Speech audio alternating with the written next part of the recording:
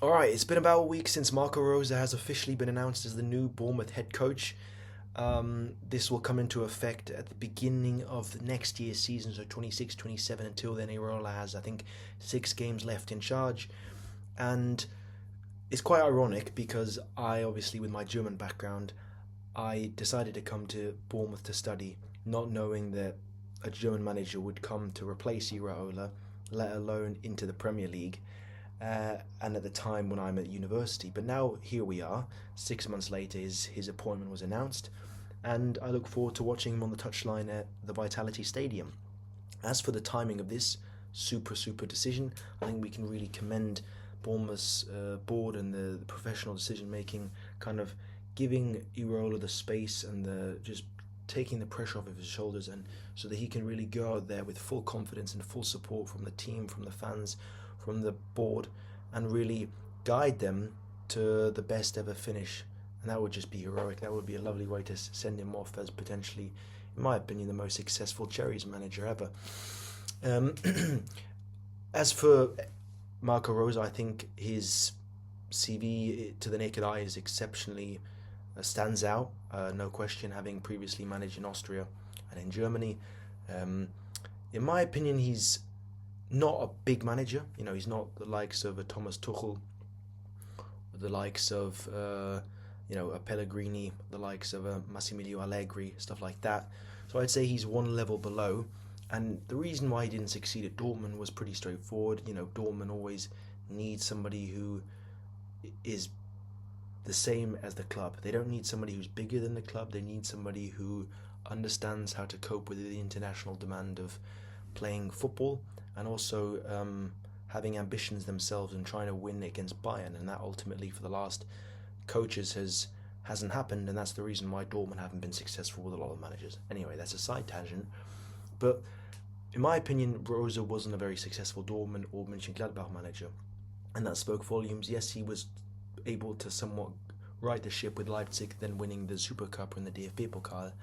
But still, in my opinion, I was never really convinced of his methods and of his way of managing football clubs. Yes, I know that his system and his tactics fit very nicely with Bournemouth, opting for a 4-4-2 formation or a 4-2-2-2 formation. He always likes to utilise the front two strikers and then have the fullbacks push up. Very high press, very intense gameplay, man to man, as we know from Bournemouth previously. And so I think everybody, the players that he'll then play with and be able to field on a match day, will understand their assignment. They'll know what they have to do, and so that will make it perhaps a better watch for the neutral fan. Let's see. I mean, Rosa will undoubtedly need his time as an international manager coming to the Premier League for the first time in his career. Another German joining the scene alongside, Fabian Hürzeler. Obviously, Glasner's going to leave, but he's a German-speaking manager, and then Daniel Fark for Leeds. So I'm excited to see what this brings, the dynamic it creates, and how he's going to be received in Bournemouth, because quite frankly, I think it's going to be a difficult challenge for him, and fans will need time to adapt to it, and fans will need to be patient, undoubtedly.